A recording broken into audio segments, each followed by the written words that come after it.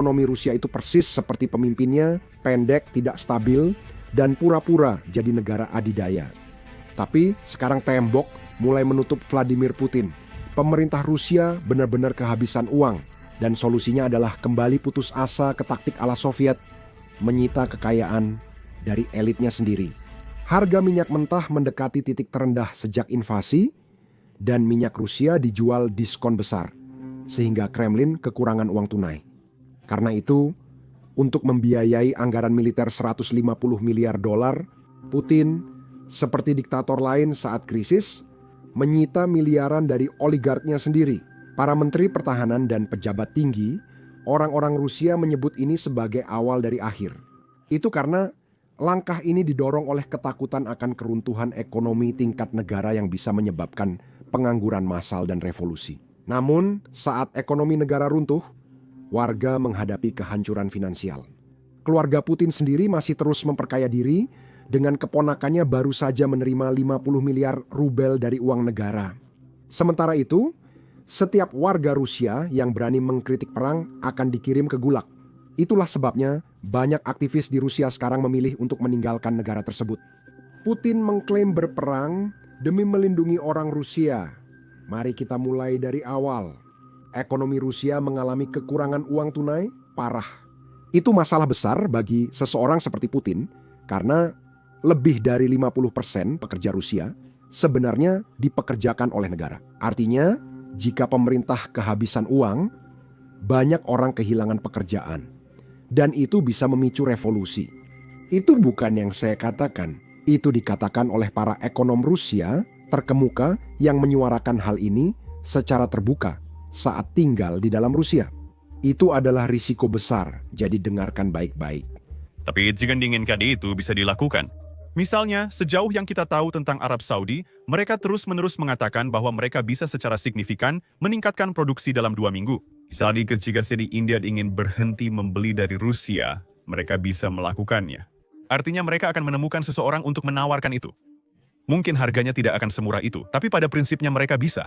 India kini mempertimbangkan kerugian akibat harga minyak lebih mahal dibandingkan minyak Rusia yang diskonnya lebih kecil. Tapi berapa banyak yang akan dihemat dari biaya pengiriman yang lebih kecil jika dipasok dari Amerika Serikat, itu adalah perhitungan.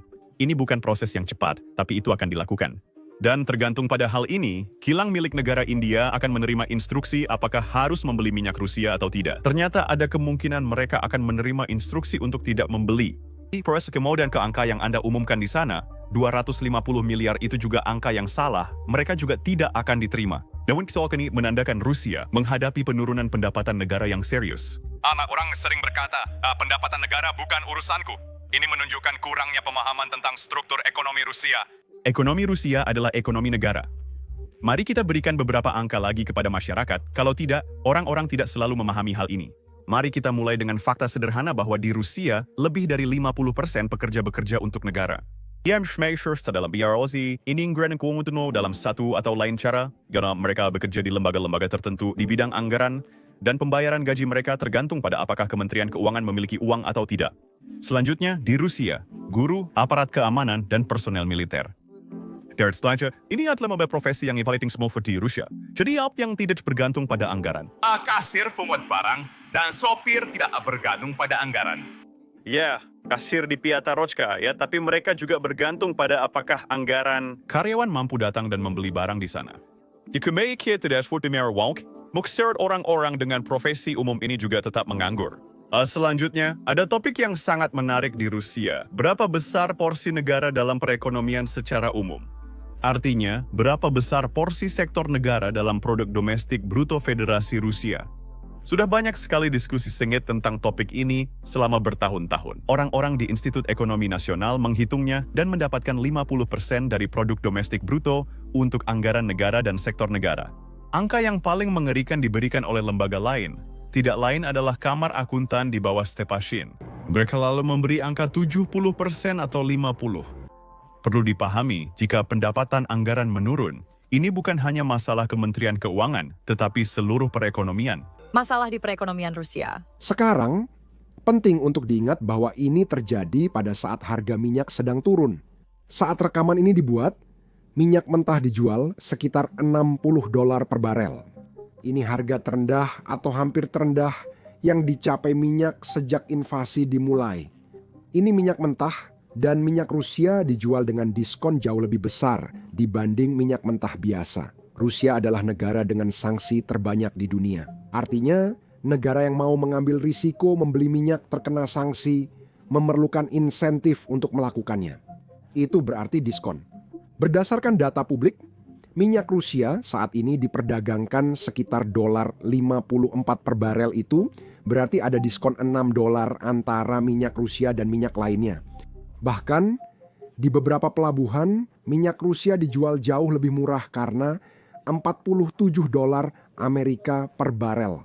Sekarang itu adalah masalah besar karena berdasarkan perkiraan para ahli, harga impas untuk minyak Rusia adalah sekitar $45 per barel. Artinya, jika harga minyak turun di bawah angka itu, Rusia rugi saat menjual minyak karena biaya produksinya lebih besar dari pendapatannya. Tentu saja, itu adalah sesuatu yang tidak diinginkan oleh Putin, karena kamu tahu, dia sedang kekurangan uang. Karena itu, baru-baru ini dia mengaktifkan mesin cetak uang Rusia demi menutupi defisit anggarannya. Sayangnya, kekurangan itu terus bertambah setiap hari.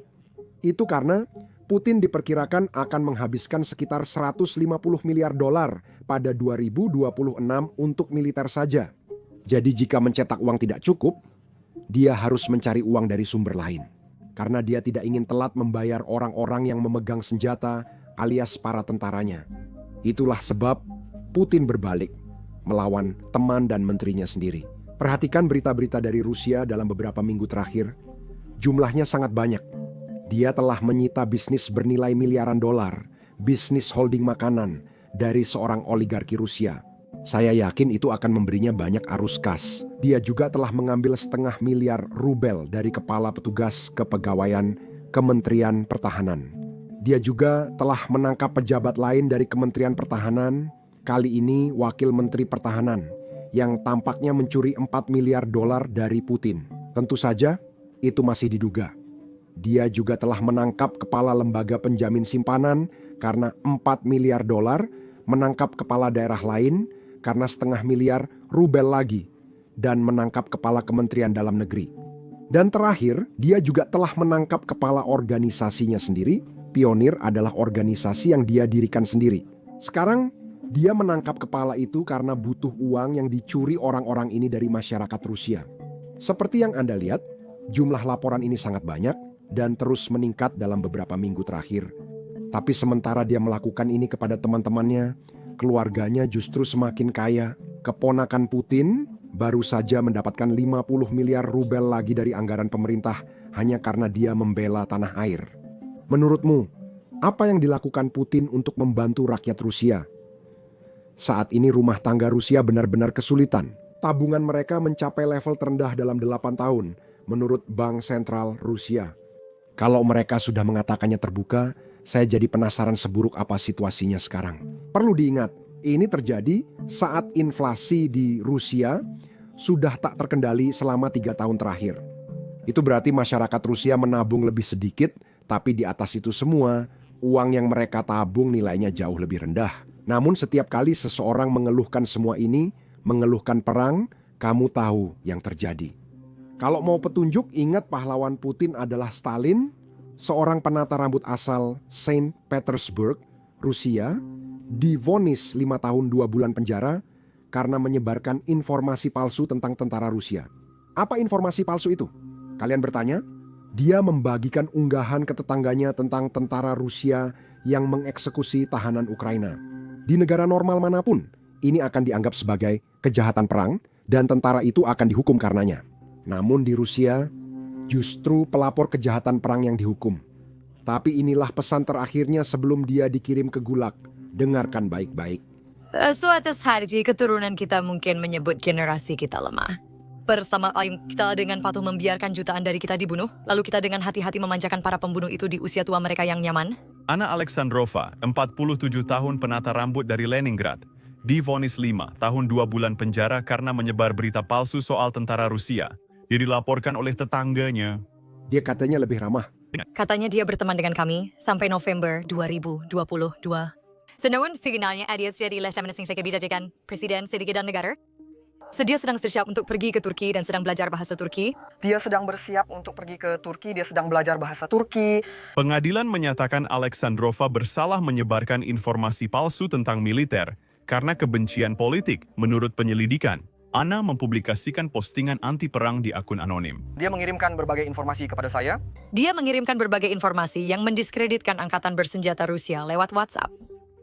Mayat tentara yang hancur di sana sangat negatif bagi saya. Akhirnya itu sangat buruk bagi saya. Hukuman Alexandrova didasari satu peristiwa, yaitu unggahan tentang tahanan Ukraina yang dipenggal di halaman Irochka Sergeyev.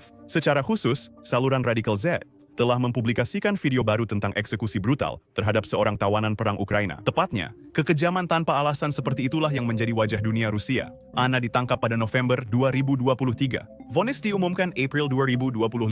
Anna mengajukan banding, tetapi pada 6 November pengadilan kota Sankt Petersburg tetap mempertahankan vonis tersebut. Yang mulia, biarkan saya pergi. Saya sudah melihat segalanya dan saya akan pergi ke tempat di mana rumah saya berada. Di bawah rantai, jeruji, dan dentingan logam.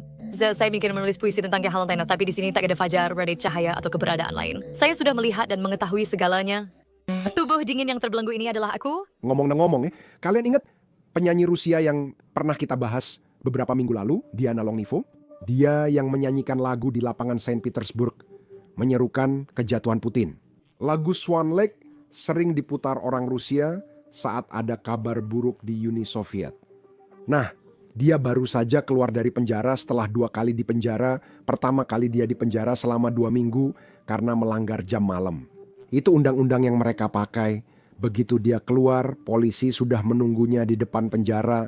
Dan dia ditangkap lagi dan dibawa ke pengadilan lagi. Dan kali ini didakwa dengan kejahatan yang berbeda, lalu dipenjara lagi. Untungnya, dia bisa keluar setelah masa hukumannya berakhir sebelum petugas bisa menangkapnya lagi. Dia meninggalkan negara itu. Dia sadar mereka menuduhnya hanya karena menyanyikan lagu yang menyerukan kejatuhan Putin. Nah, disinilah saya ingin mengingatkan semua orang bahwa Putin mengatakan dia memulai perang ini untuk melindungi orang Rusia. Memang benar, orang Rusia harus meninggalkan negara demi hidup damai. Bagaimanapun, Putin bukan penggemar lagu ini. Jadi, ini dia lagi, silakan dengarkan.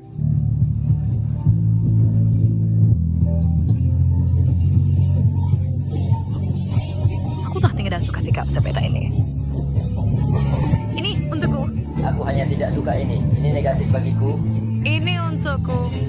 Aku sama sekali tidak suka ini. Aku tidak suka semua ini. Aku memang tidak suka ini. Aku tidak suka ini. Aku. Jadi, aku tidak. Ini aku. Aku tidak suka semua ini. Aku hanya tidak ini. Hanya tidak suka ini.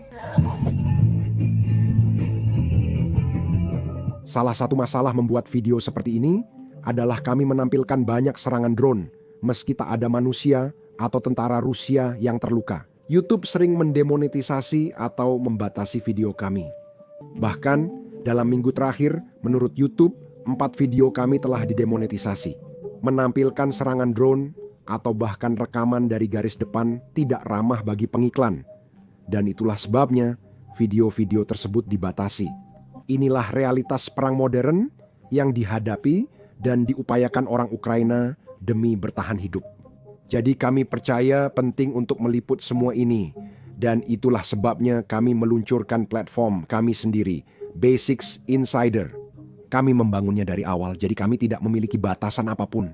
Kami tidak perlu mengaburkan serangan drone kami. Kami tidak perlu mengaburkan rekaman garis depan kami. Dan kami tidak perlu mengaburkan pangkalan udara Rusia yang dihancurkan. Kami juga tidak menayangkan iklan di situs ini. Dengan demikian, kami tak perlu menyensor diri hanya karena pengiklan tak suka liputan kami. Situs ini didanai dari dukungan Anda, bukan iklan. Jadi, jika Anda adalah seseorang yang tertarik dengan liputan seperti ini dan ingin menonton video kami tanpa sensor serta mendapatkan konten bonus yang tidak bisa kami unggah di YouTube, maka pastikan untuk bergabung bersama kami di basicsinsider.com. Anda bisa klik tautan di deskripsi atau scan code QR di layar. Dengan bergabung, Anda dapat menonton semua konten yang telah dan akan kami unggah. Anda juga akan mendukung liputan dan channel kami. Terima kasih. Saya Sam, sampai jumpa di video berikutnya.